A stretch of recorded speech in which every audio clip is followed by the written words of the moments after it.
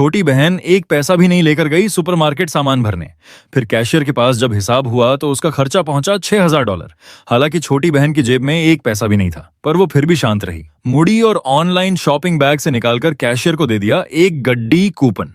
Cashier पूरा इंसान ही दंग रह गया। नहीं है क्या बिलिंग? तुम मुझे पैसा नहीं देती, ये कूपन क्यों देती हो? छोटी बहन बोली, मैं तो इसी से करूंगी बिलिंग। कौन किसको पैसा देगा ये अभी तय नहीं। सचमुच जैसे ही कैशियर ने उसके बीप बीप बीप बीप करके स्कैन करना शुरू किया कूपन का, उसने स्कैन किया पूरे 2 घंटे तक। आखिर में छोटी बहन न सिर्फ पैसा देने से बच गई, बल्कि सुपरमार्केट को उल्टा देना पड़ा छोटी बहन को $50।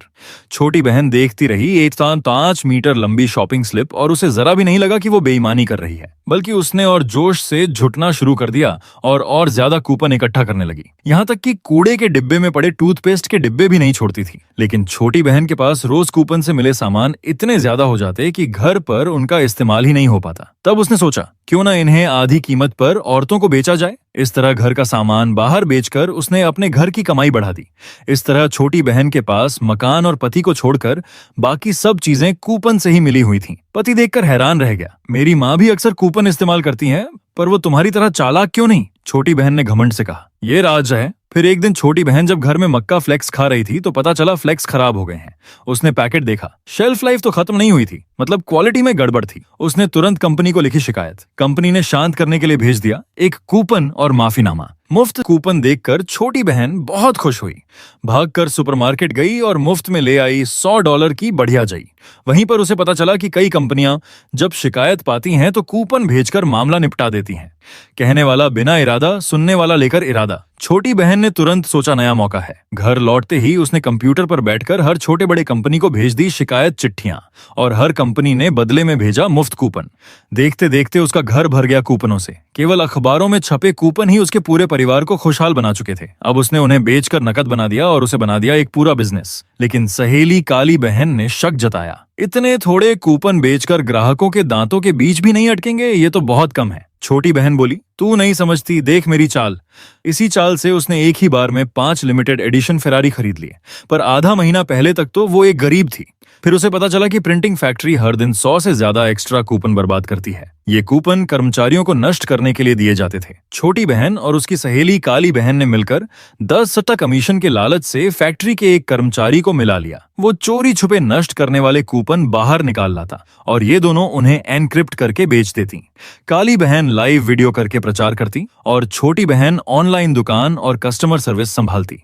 उनका टारगेट था पैसे बचाने वाली औरतें। आधी कीमत पर कूपन बेचने के बावजूद उनकी रोजाना कमाई $2-5 लाख तक पहुंच गई। घर के हर कोने को पैसों से भर दिया गया। पर जल्द ही सुपरमार्केट मालिकों ने नोटिस किया कि हर 1000 कूपन वाली स्कीम के बदले 10,000 कूपन वापस आ रहे हैं। उन्होंने जांच कर छोटी बहन की ऑनलाइन दुकान पकड़ ली और तुरंत रिपोर्ट करके उसका बैंक खाता फ्रीज कर दिया। सपना टूटते देख छोटी बहन ने हैकर से मदद ली। हैकर ने सबूत मिटा दिए, आईपी छुपा दिया और बैंक खाते फिर से खुलवा दिए। नकली पहचान से पैसा अलग अलग बैंकों में बांट दिया गया। अब छोटी बहन और भी निडर हो गई। हर महीने का मुनाफा $1000 लाख तक पहुंच गया। सुपरमार्केट मालिक डर गए और जांचकर्ता फॉर्मुलर को बुलाया। छोटी बहन ने सोचा, पैसा शौक की चीजों पर खर्च करके फिर बेच देंगे तो पैसा कानूनी लगेगा। दोनों सहेलियां फॉरेस्ट स्टोर से गाड़ियों पर लाखों उड़ा देती। हैकर ने बताया, तुम्हारा पैसा पहले ही साफ कर दिया गया है, कार बेचने की भी जरूरत नहीं। लेकिन उसने चेतावनी दी कि गाड़ियां बेचो वरना पकड़ी जाओगी।